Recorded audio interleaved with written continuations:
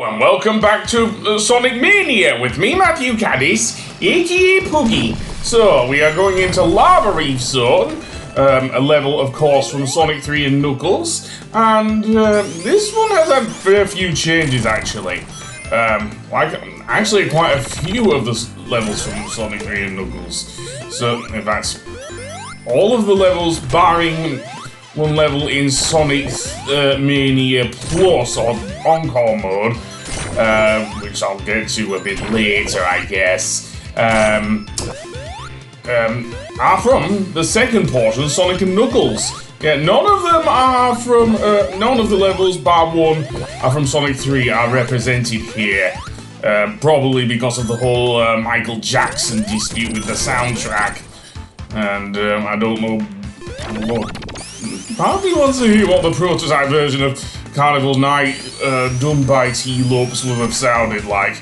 Anyway, yeah, this one has a few gimmicks to it, like a lot of Mania levels. Firstly, it has the loops from Endless Mine. The pulleys are still back here. And I kind of like the Act 1, well, actually both, well, all three bosses, because I'm covering Knuckles' boss. Yes, Knuckles has his own boss in Lava Reef Zone, because for reasons we will see a bit later. Like in Sonic 3 and Knuckles, the drilling machine is still here, and seemingly so are those dinosaur badniks from Hilltop Zone. Yep, they're here as well, proving what a great game Mania is by incorporating elements from other Sonic games besides while doing its own thing as well. It isn't just a nostalgia-bait game. And also the annoyance of the things. Like with Sonic 3 and Knuckles, there is another, I believe, pathway towards the special stage that way. I think by this point I'd stopped going to the special stage and just resolved to get the Chaos Emeralds off screen because of that. Yeah, the special stages are that tough. In a good way, mind. But, yeah. So you will not be seeing Super Sonic in regular gameplay, only towards the end of the game, that means. Make it seem more like an adventure game to be, or an adventure era game, dare I say. Which Mania definitely isn't. It's a celebration of the Mega Drive. But yeah. As for around here, I can easily just bounce off the thing. I also like the background. I don't know if that was a thing with the Mega Drive, or should I say Sonic 3 and Knuckles, because of that, but the advantages of the retro engine are shown very much here. And yeah. Likewise with Sonic 3 and Knuckles, if you get the fire shield, you can walk over the thing. I don't know how many opportunities there are to actually get the fire shield here, though. Seriously. But, yeah. What else can I say? Lava Reef. True, it's a lot more, it seems to be a lot more fun, especially with the soundtrack. Yeah, because, Act 1 does add a bit more music to the main theme of Act 1. But oh boy, when we get to Act 2, yeah. Likewise with Act 1, things cool down in Act 2, but oh boy, does the melody change quite a, well, not the arrangement, not the actual tune, thankfully. But we'll get to that. For now, I'm going to go through here, and the Fire Spin Dash is still your friend here for the most part, as long as you time it well. And of course, the Toximizers are still here, and you still lose rings if you get in that toxic cloud that they are spewing. Yep, that's still a thing. The explosive rocks are still here as well. So yeah. But, oh boy. I don't know. I want that with a fire shield though. Seriously. Fire Shield is my friend here in Lava Reef.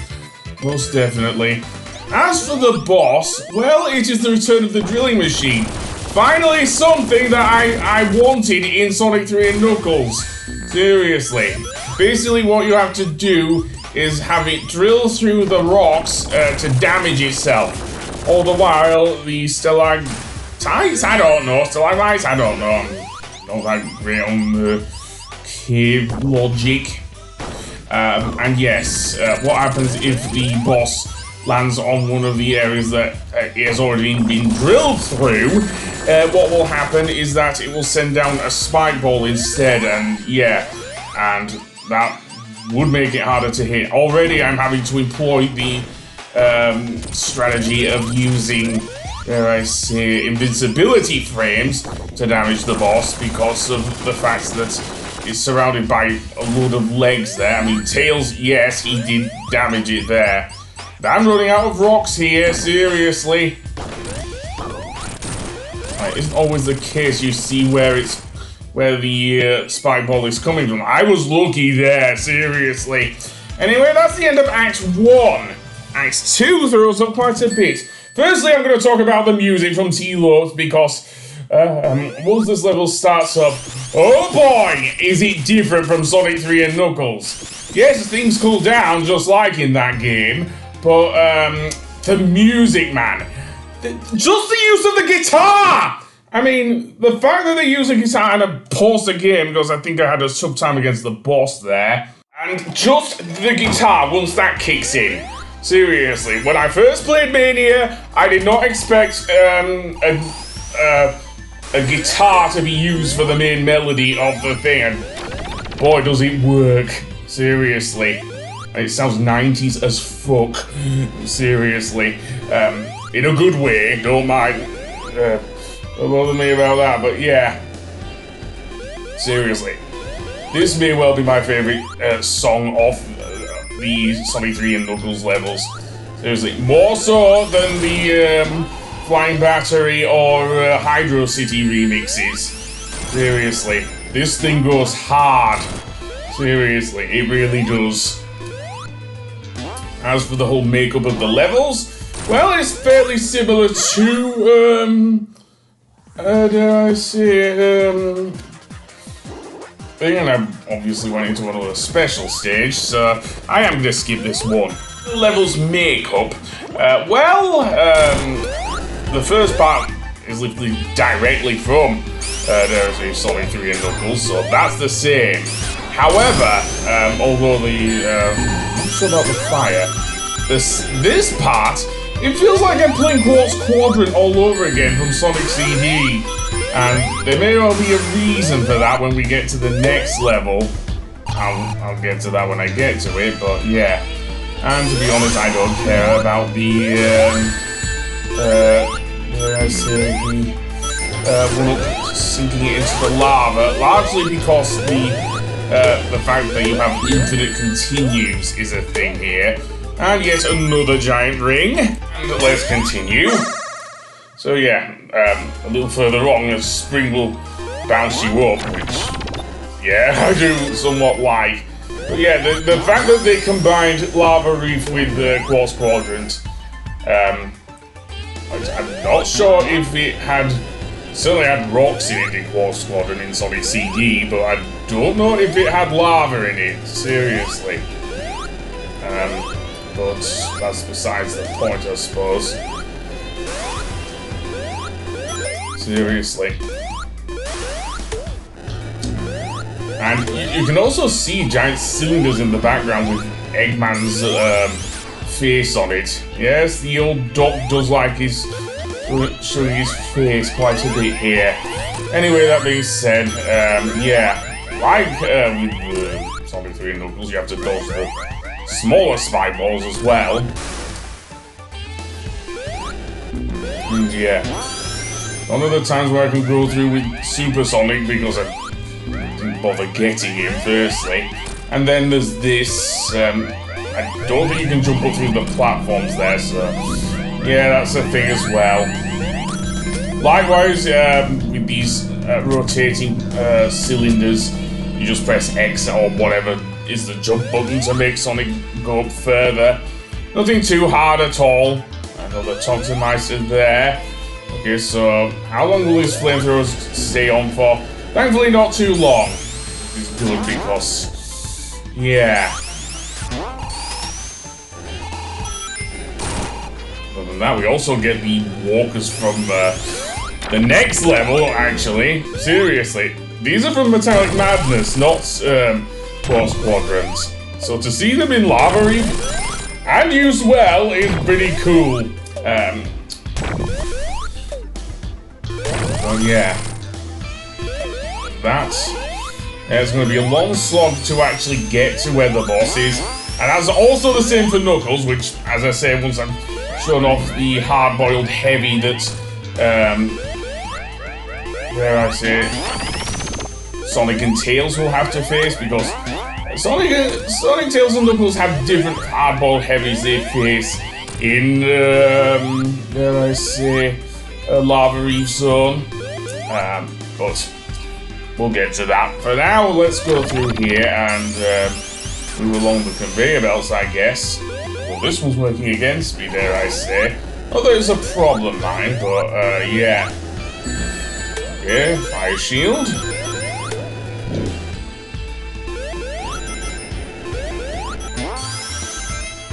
And this is where Knuckles shoved that boulder in my face.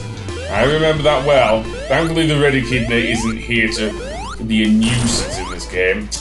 Speaking of Knuckles, he does have a different pathway to Sonic and Tails, as I say, because, and believe it or not, we will actually emerge in high above, I dare say, Hidden Palace Zone. We saw the bottom of that there. But anyway, here's our Hard-Boiled Heavy here, namely Heavy Rider, and she actually rides a Motobug, seriously. And it's pretty tough, because the annoying thing about Heavy Rider is that she, actually Heavy Rider is actually female, is that you can bounce off her Motobug she's riding. I believe the Motobug even has a name, I think it's Billy or Jimmy or something. But yeah, the only way to actually damage her is to jump into the side high above the thing. Don't try and do it while she's charging either. So yeah, so the whole strategy of using invincibility frames may well be a viable one with this Hard-Boiled Heavy. Also, don't stay too long in the middle. Okay, maybe you can get her while she's charging. I don't know. Yeah. But don't stay too long in the middle, really. Seriously, because those flamethrowers will go off. She fancies herself a bit of Evil Knievel. You can also see in the distance something something big and round.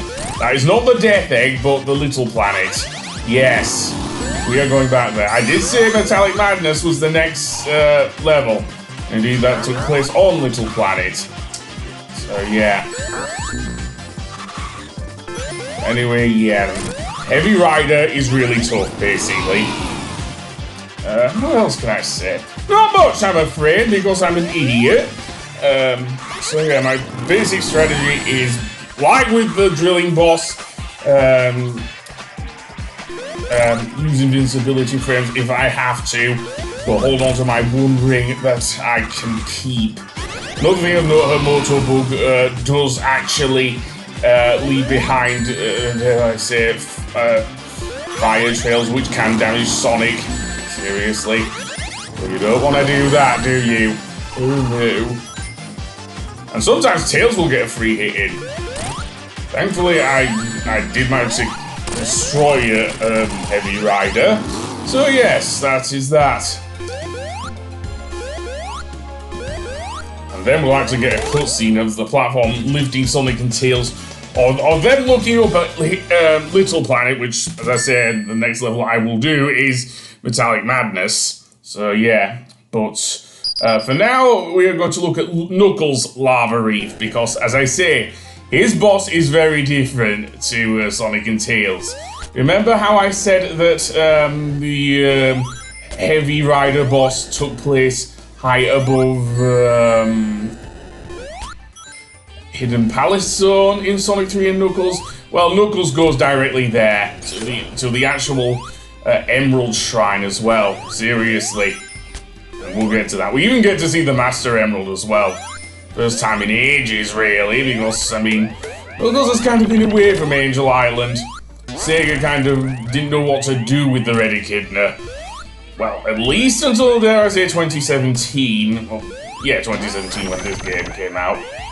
They kind of didn't know what to do with him, so they made him somewhat of a punk with Knuckles. Anyway, with Knuckles, you can actually barrel through those things and glide to the right here, all the way to the area with where they're depositing the rock enemies here. So yeah. Although it's a bit confusing with Knuckles, I'll get to that. For now, we can bust through here and get the thing. However, we cannot go upwards. Instead, we'll have to take this pipe down here, through the lava and right into a rock enemy. Yay. Where's the switch? Where's the switch? There it is. And then once again, glide to the right. And then stop there, I guess. And maybe go up. Let's see. I don't know. Because, yeah, that flamethrower deposits its flames to the right there. And I want to be quick there. And we can see there is a metal door. Likewise, we will have to glide over and get it. A lot easier than Sandopolis, at least. And then Knuckles will go to the Hidden Palace Zone, right up to the Emerald Shrine, and face the actual leader of the Hard Boiled Heavies. Oh yes. You can even see the Super Emeralds here. That is a thing. Seemingly Christian Whitehead has not forgotten about the Super Emeralds, even if Sonic Team have. And basically what will happen is that the Heavy King, the leader of the Hard Boiled Heavies, will try and take the Master Emerald. And Knuckles gets bad memories of him being shocked in Sonic 3 and Knuckles, after he found out Eggman was tricking him. Anyway, as for Heavy King, basically he'll use the power of the Master Emerald to unleash a lot of laser beams. Likewise with Mecha Sonic, actually, you can only damage Heavy King when he stopped attacking. Though unlike with Mecha Sonic, sorry, you can at least hit him more than once while he's moving around. While he's attacking, just be prepared to lose, a fair few rings to this guy. Again, yeah. By the way, the music that plays here is also used for the boss in the Eggman boss in Studiopolis. So yeah, it kind of works a lot better for Heavy King because he has his own theme here. Seriously, he's the only Hard-Boiled Heavy where High-Spec Robo-Go does not play for him. Seriously. And I do like to think of this theme as the Heavy King's theme. His homing blast can be annoying though, especially if they do hit you. It's kind of random where they go though. It's not like with Mecha Sonic's homing blasts in Sky Sanctuary when you fight him with Knuckles, but yeah, other than that, yeah, that's annoying. I do not know if the large blast, which encompasses like, I don't know if I can say half the screen, but certainly the one that shoots along the ground. I don't know if it floors you like the Koopalings in the Mario games, but I thought I had that feeling that it did actually, to be honest, which honestly is not a great feeling. Seriously. I should know from fighting the Koopalings in the Mario games. So yeah, other than that, his movement, if anything, Heavy King's movements are really erratic here, but given that, how much he wants the power of the Master Emerald, especially compared to Mecha Sonic. I mean, Mecha Sonic was quite a sleek model, to be honest, but Heavy King, no, he jumps around the battlefield. Anyway, that being said, we are done with Lava Reef Zone. So on the next episode, we will go to Metallic Madness Zone. And we'll also get a throwback to Sonic 1. So I'll see you then. Goodbye.